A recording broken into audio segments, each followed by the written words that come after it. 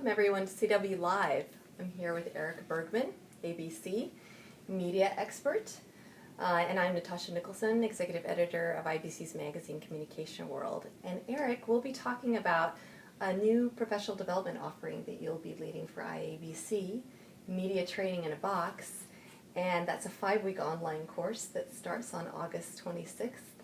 So we're looking forward to hearing about some of the content that you'll be discussing, and I have a few questions for you. That would be wonderful. Thanks for having me. So my first question is that I've heard you say that traditional forms of media preparation put an organization and the spokesperson themselves at risk. So can you explain that? Absolutely. Anybody who's done a lot of media interviews knows that the biggest risk, particularly in print, is being quoted out of context or misquoted. If the risk is being quoted out of context, then the natural defensive strategy for that risk is to reduce the context. Traditional media training says what you want to do is, if you answer the question, and there's not always do people say that you should answer the question, but if you answer the question, you bridge to something that you want to talk about. And every time you bridge, you create more context.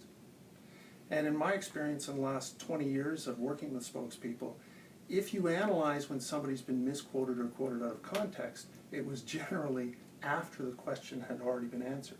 In other words, if they just said yes or no or under certain circumstances or potentially, which is perfectly acceptable, in fact desirable in a print interview, and stopped talking, they would have reduced the context and reduced the risk. So bridging creates risk. There's no question of that in my mind. Well, I think that leads me to a question about technique and about something I've heard you say, pause, answer, stop. So that sounds pretty self-explanatory, but I wonder if you could give us an example or even kind of demonstrate what that might sound like. Well, I often use an example from everyday life. Well, maybe not every day, but from real life. Let's imagine that I'm a real estate agent and I'm showing you a property. And you say to me, how far is the nearest school? And the school is a small distance. It doesn't matter how far it is. I could just simply answer and say it's 3 miles or 2 miles or 1 mile.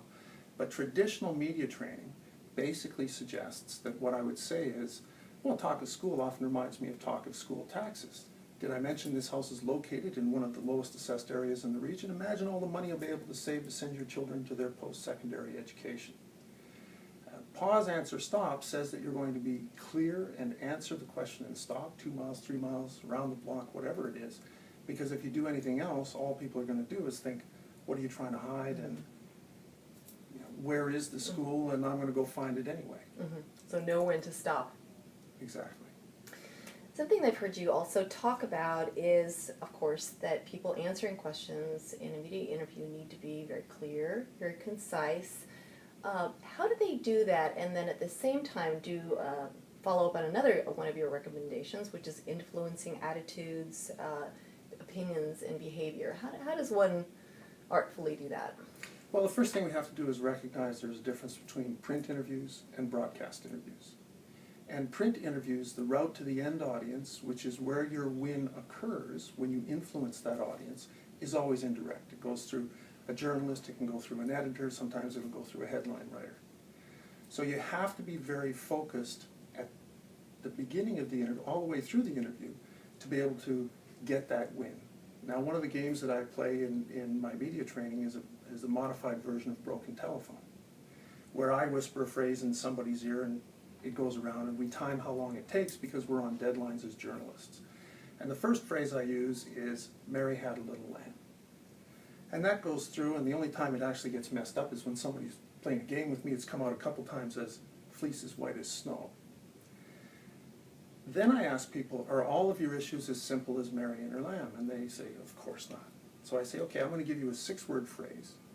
I want that 6-word phrase to go through and come out as perfect as it went in the same amount of time, or we all lose the right to ever complain that journalists never get it right. And the 6-word phrase I use is, Pentium chips operate with titanium coprocessors. Ooh, that's tough. Exactly.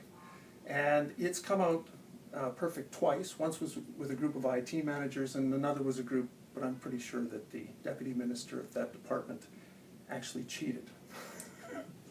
I called him on it and he denied it, but I'm convinced to this day. But the point is, when was the last time we as communicators suggested to our spokespeople that they should answer questions in 6 words or less? And if you're answering in longer terms, trying to help people understand, you're actually confusing them. If you keep your answers succinct, and you know what we talk about in this program is going to be as applicable to public meetings and employee meetings and media interviews, because the skill of answering questions is the skill of answering questions. It doesn't change.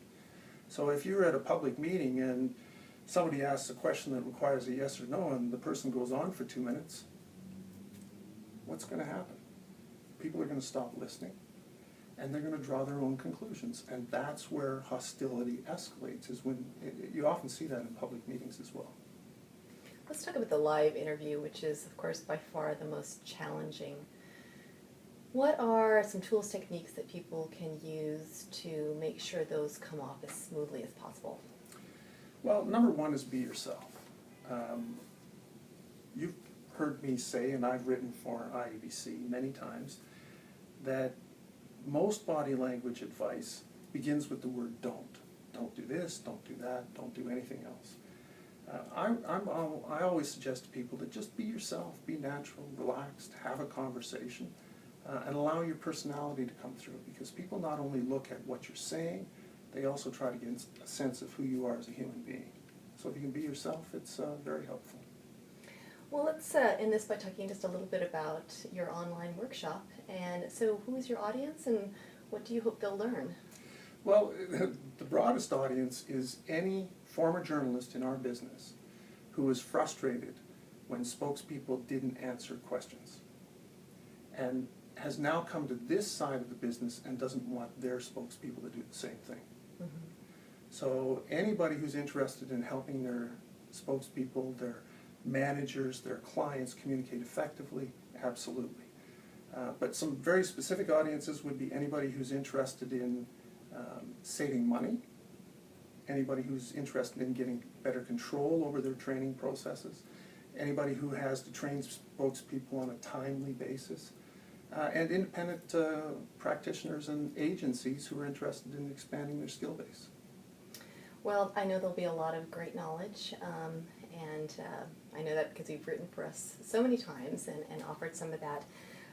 So I want to thank you for joining us on this episode of CW Live. My pleasure. I was glad that we could come through San Francisco and do the interview. Wonderful. And to our audience, thank you for joining us.